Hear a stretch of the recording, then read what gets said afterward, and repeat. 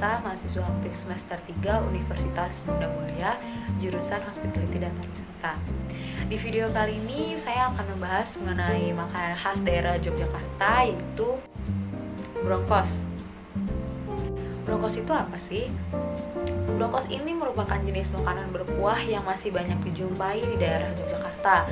Pada awalnya, brongkos merupakan makanan kegemaran raja. Namun seiring berjalannya waktu, brongkos ini menjadi makanan khas dari daerah Yogyakarta.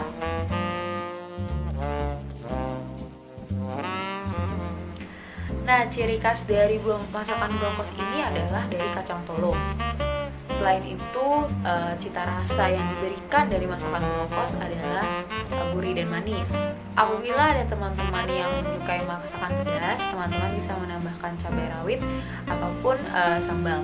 Brongkos sendiri ada banyak jenisnya.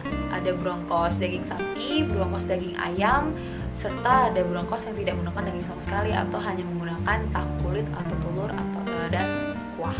Nah, bahan-bahan dan bumbu apa aja ya yang dibutuhkan untuk membuat brongkos?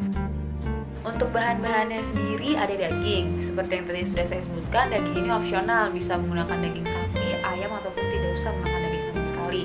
Setelah itu ada kulit tahu, telur rebus, kulit melinjo, daun salam, daun jeruk, serai, lengkuas, cabai rawit, santan, dan minyak.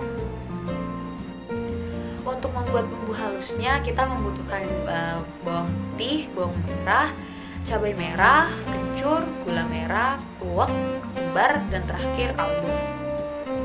Nah, dilihat dari list ingredients yang tadi sudah saya sebutkan, jika diperhatikan ada beberapa penggunaan rempah dalam membuat brongkos. Di antaranya ada daun salam, daun jeruk, kluwek, serta kuncur. Yang pertama ada daun salam. Daun salam ini berfungsi untuk memberikan aroma pada masakan. Aroma yang ditimbulkan itu merupakan aroma herba tapi tidak terlalu strong. Daun ini dicampurkan ke dalam masakan dalam keadaan utuh, kering ataupun segar. Selain itu, daun salam juga turut dimasak sampai masakan tersebut matang. Biasanya apabila ada daun salam, maka pasti ada lengkuas. Untuk penyebaran daun salam sendiri masih cukup mudah untuk ditemukan di pasaran, atau daun salam juga bisa teman-teman tanam sendiri di rumah. Selanjutnya ada kluwek. Kluwek ini berfungsi untuk memberikan warna pekat atau hitam pada masakan. Selain brongkos, ada masakan lain yang menggunakan kluwek, yaitu rawon.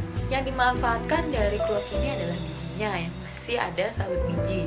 Nah, teman-teman, untuk mengolah kluwek ini teman-teman harus berhati-hati ya, karena apabila tidak diolah dengan baik dan benar, kluwek akan beracun karena dapat mengeluarkan zat cyanida. Selain itu, kluwek juga dapat memabukkan apabila dikonsumsi dalam jumlah banyak oleh manusia. Meskipun kluwek bukan merupakan tumbuhan langka, namun hingga saat ini semakin jarang ditemukan tumbuhan kluwek.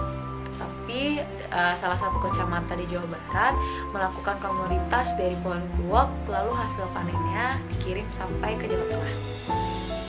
Yang ketiga ada daun jeruk.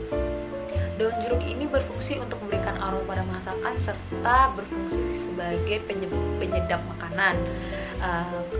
Untuk menemukan daun jeruk sendiri masih banyak di pasaran, teman-teman bisa membelinya di pasar tradisional ataupun supermarket. Selain itu, daun jeruk juga bisa ditanam sendiri di rumah. Dan terakhir ada kencur. Kencur ini biasanya identik dijadikan sebagai bahan untuk membuat jamu. Namun kencur juga bisa dijadikan sebagai bahan untuk masakan, teman-teman. Fungsi dari kencur ini sendiri untuk memberikan aroma pada masakan sehingga masakan itu menjadi lebih harum. Penyebaran dari kencur ini sendiri kemungkinan berasal dari India, lalu dibudidayakan secara luas di Asia Tenggara, Cina Selatan, Nusantara, hingga Maluku.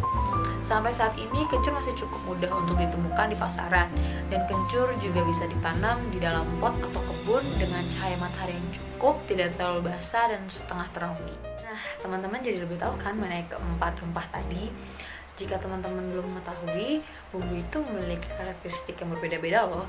Di antaranya ada bumbu kering dan utuh, bumbu segar dan lumat, bumbu segar diiris, dan bumbu parut. Karakteristik dari bumbu yang digunakan di brongkos ini yaitu bumbu segar dan lumat. Maksudnya adalah semua bumbu untuk bumbu halus tadi dihaluskan atau dilumatkan terlebih dahulu dengan menggunakan blender, ulekan, ataupun alat gilingan lainnya. Selain itu ada santan juga yang termasuk bumbu parutan. Karena sebelum menjadi santan, bahan utamanya kan adalah kelapa. Lalu kelapa tersebut diparut, lalu disaring, setelah itu baru menghasilkan santan. And last but not least, mengenai kesan dan pesan saya kepada teman-teman mengenai masakan daerah. Saya sangat bangga sekali bisa tinggal di negara dengan keanekaragaman budaya serta masakan-masakan daerahnya. Tentunya dengan ciri khas, kelezatan, dan cita rasa masing-masing. Tentunya masakan daerah perlu dilestarikan agar tidak kalah dengan masakan-masakan dari luar negeri dan masakan lainnya. Kita dapat melakukan banyak cara untuk melestarikannya, seperti sering memasak masakan khas daerah masing-masing di hari-hari besar, dan mengadakan atau mengikuti festival kuliner yang tentunya dapat diikuti oleh seluruh masyarakat dari Sabang sampai Merauke. Dengan diadakannya festival ini, kita dapat mengenal berbagai macam makanan daerah dan menikmatinya juga. Saya pikir cukup sekian pembahasan mengenai bronkos di video kali ini.